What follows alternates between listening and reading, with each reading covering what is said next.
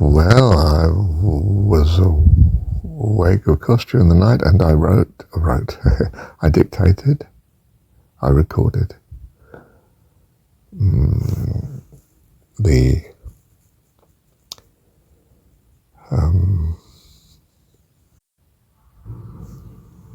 several of these of this date,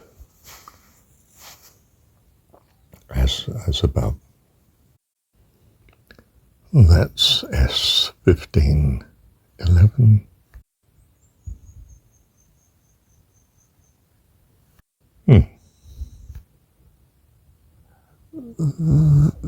They were not consistent with whatsoever is good and lovely think on these things. Her analysis of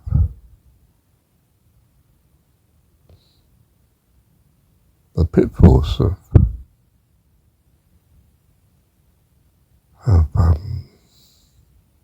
both religion and the first one concerned with rights and property, specifically incorporation.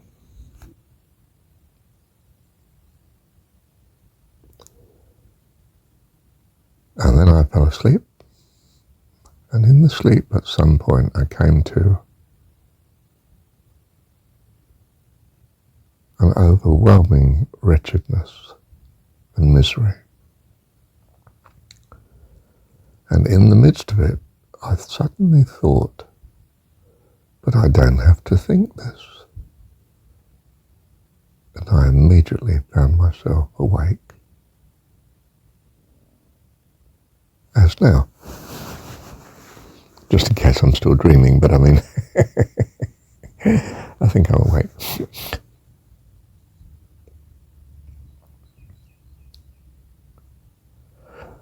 Of course, while I was in misery, there was no thought of God. And even when I came to, I don't have to think this, I was not actually thinking of God, but I was thinking quite simply, I do not have to think. This misery, this wretchedness.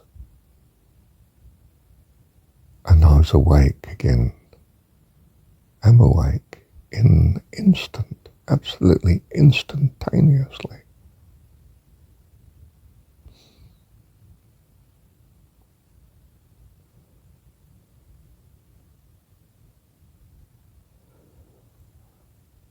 Was I powerless in the dream? I was utterly overwhelmed and preoccupied with the wretched state I felt. Whatever I was lamenting, I couldn't even tell you what that was.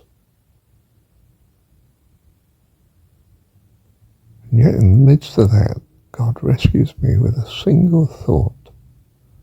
You don't have to think this. So I didn't. I was awake, even in the thought of that thought. It was the awakening.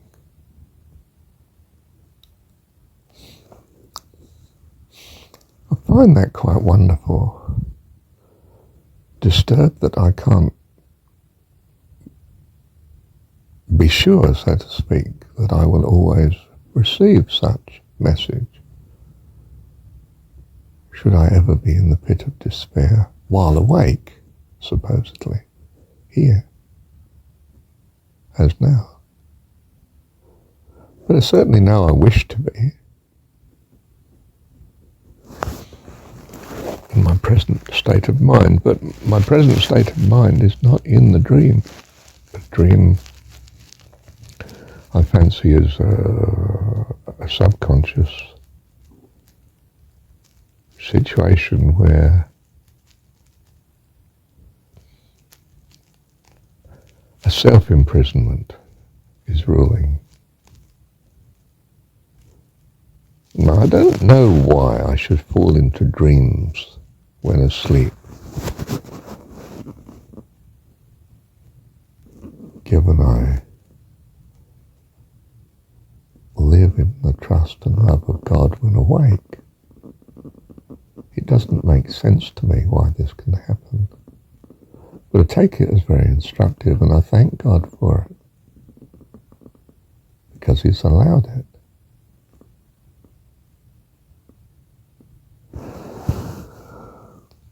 It's instructive, of course, to experience wretchedness occasionally, that my empathy and love and kindness remain with me for real in my waking state. I don't seem to be able to transform my sleeping state.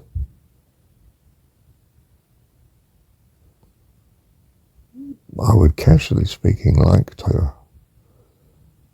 but in earnest, in the love of God, I would not. I'm sure He would do it as and when. I trust, rather, that He would do that as and when, if ever it becomes so necessary.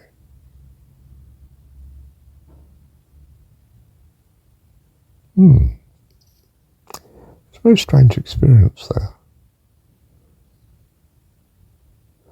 I think I want to say to be utterly wretched again,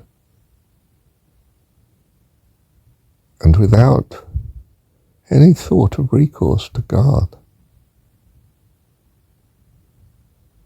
and yet to be rescued in an instant by what presents simply as the thought, I don't have to think this. And that alone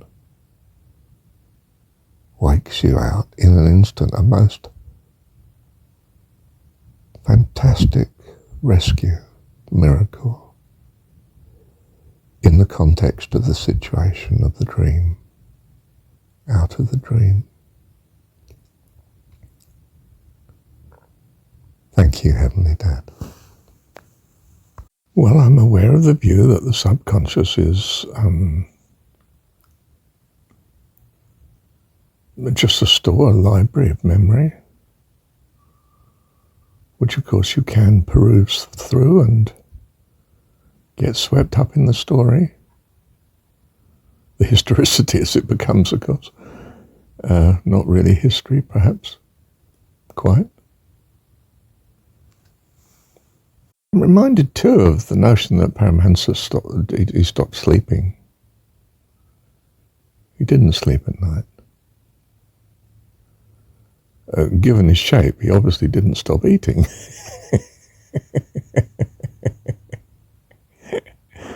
I must say, I think I should say, in fact, I did find his overweightness something slightly suspect about his character, albeit justified by his statement that, well, basically you can't socialise without eating the host's meal, and the meals can be gigantic and ever coming. Yeah, okay. I feel I've been blessed with a critical eye. It's kept me from gurus, from falling hook, line and sinker as such, as incarnations of God, and has given me ears to hear when Jesus in the story says, "Call no man Master, Lord, Father, or no man on the earth."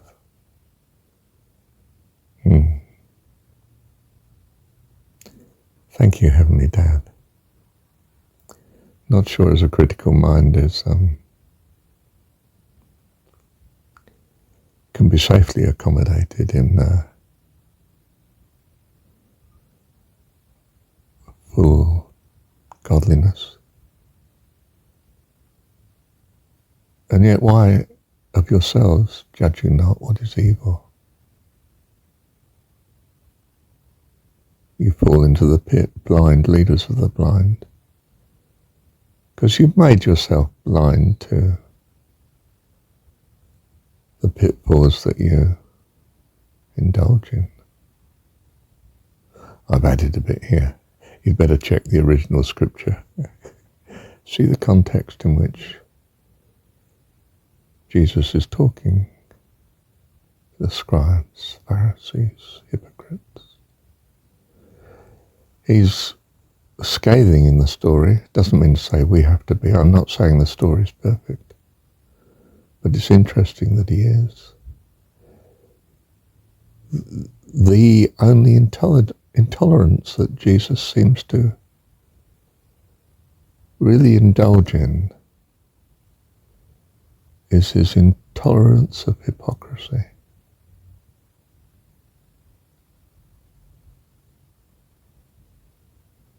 Interesting, isn't it?